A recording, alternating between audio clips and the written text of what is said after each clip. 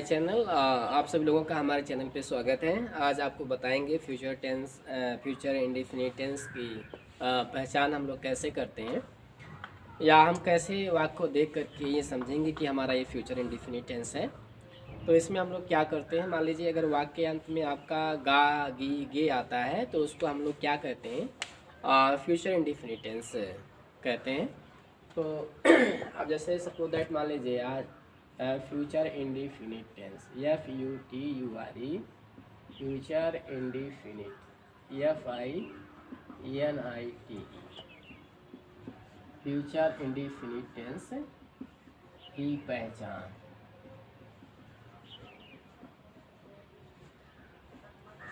तो इसमें मान लीजिए यदि वाक्य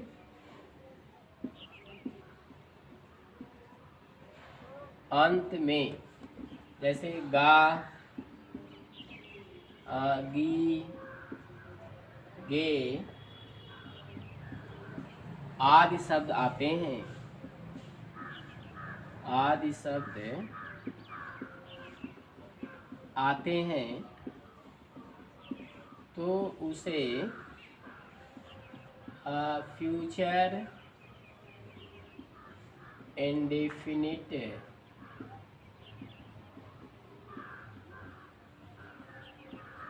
टेंस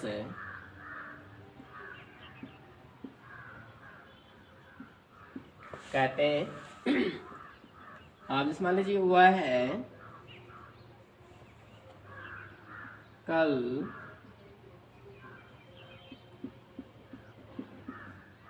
बाजार जाएगा। अब आपसे कहा जाए कौन सा टेंस है, तो आप कहेंगे फ्यूचर इंडेफिनिट टेंस है, क्योंकि देखो लास्ट में गा आया है, तो ये आपका फ्यूचर इंडेफिनिट टेंस है। एक अदर सेंटेंस आप देख सकते हैं, राम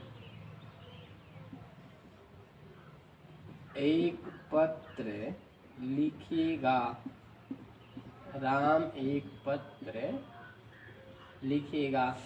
अब ये कौन सा टेंस है, ये भी आप देखिए गा है, तो ये भी आपका क्या है, फ्यूचर इंडेफिनिट टेंस है। एक अदर सेंटेंस देख लीजिए, जैसे सीता कल एक मधुर गीत गाएगी, गाएगी।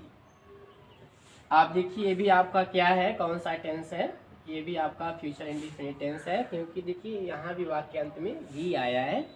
तो आज आपको ये बताया गया कि फ्यूचर इंडेफिनिट टेंस की पहचान हम लोग कैसे करते हैं।